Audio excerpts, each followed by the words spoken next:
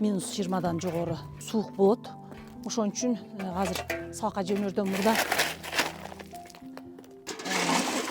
от жагам.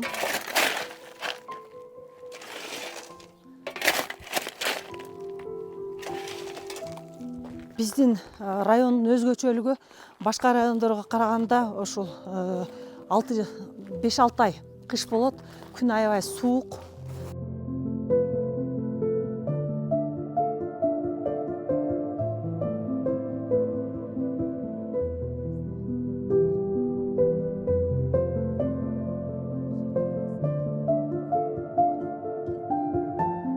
Тоолук мугалимдин жашоосу ушинтип башталат. Мектепке баргыча жолдошунун жана балдарынын курсагын тойгозуп, андан соң көңүлү жаялып, жумушка жөнөйт.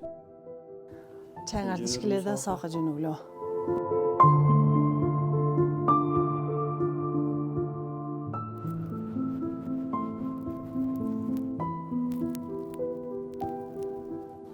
Биздин үй ушул тоонун этегинде жайгашкан. Бул жагында Дарбот коргон чеби жайгашкан. Биздин үй мектептен 1 шакырым алыстыкта. Бат-бат бассам 10 мүнөттө жетип барам.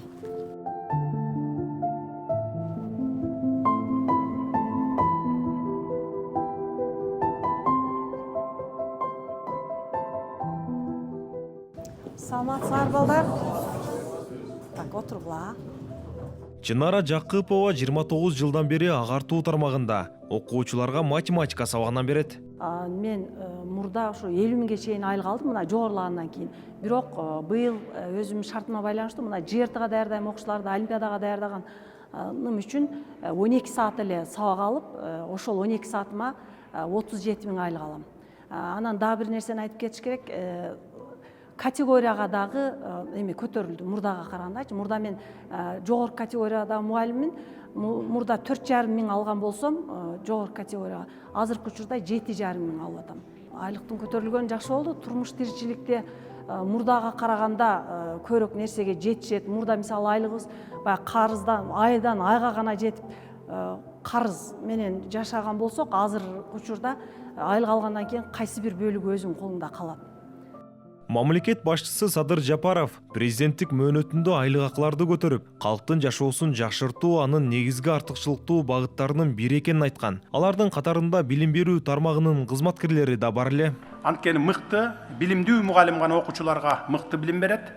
Эгер биз мугалимдерге жогорку айлык маяна койбосок, анда өз ишин мыкты билген адистер мугалимдикке барышпайт. 2022 жылдын апрелинен тартып, мугалимдердин айлыгы сезилээрлик деңгээлде жогорулап, ошого жараша мугалимдерге талаптар күчөтүлгөн.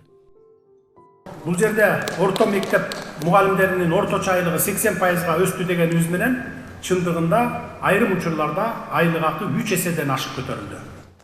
Маселен,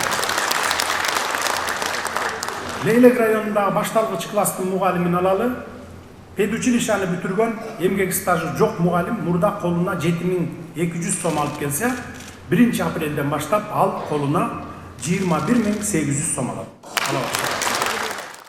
2022 жылы мугалимдердин айлыгы 80%га, ал эми STEM мугалимдердин айлыгы 100%га көтөрүлдү. Бул 2000 жылдардан бери алгачкы жолу агартуучулардын айлыгы 80%га жогорулады. Айлык акы көтөрүлгөндөн кийин мугалимдин эң төмөнкү айлыгы 12 миң, эң көп дегенде 72 миң сом болду. Андан сырткары иш тажрыйбасына, жашаган аймагына жана дептер текшергенине жана башка кошумча төлөмдөр төлөнөт. STEM сабактар боюнча мугалимдин минималдуу айлыгы 10.700, максималдуу 65 миң сомду түзөт. Жалпысынан айлык акыларга 10 миңден 26 миң сомго чейин кошулду. Ошондой эле 2023 жылдын сентябрында 2 миңден ашык директордун жана директордун тарбия иштери боюнча орун басарларынын айлык акысы 50%га көтөрүлдү. Мамлекет мугалимдерге жылдан жылга мыкты шарттарды түзүп берип жатканына агартуучулар ыраазы. Биринчи мен ишке киргенде жалпы 6 саат менен киргенмин.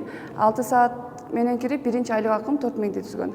Андан бери мына айлыгыбыз көтөрүлүп, Кудайга шүгүр, бүгүнкү күндө жакшы айлык майына алабыз. Өкмөт башчыбыз ошол өзүнүн сөзүнө туруп, мугалимдердин айлык акысын көтөрүп жатат. Мурда 5-6 миң сом айлык алчумун. Азыркы тапта президентибиздин указы боюнча Кудайга шүгүр 25-26 миң айлык аламын. Жетип жатат, Кудайга шүгүр, бардыгы жетип жатат. Бир гана маян эмес, билим берүү мекемелеринде материалдык техникалык базасы чыңдалды. Акылдуу доска, компьютерлер менен камсыздалып, тоолуу аймактарда да заманбап билим алууга шарт түзүлдү. Чоңлай райондук билим берүү бөлүмүндө 18 мектеп, 26 бала бакчабыз иш алып барабыз. Мектептерде өткөн жылга салыштырмалуу урут техникалар менен камсыздалып, жакшы иштерди алып барып атабыз.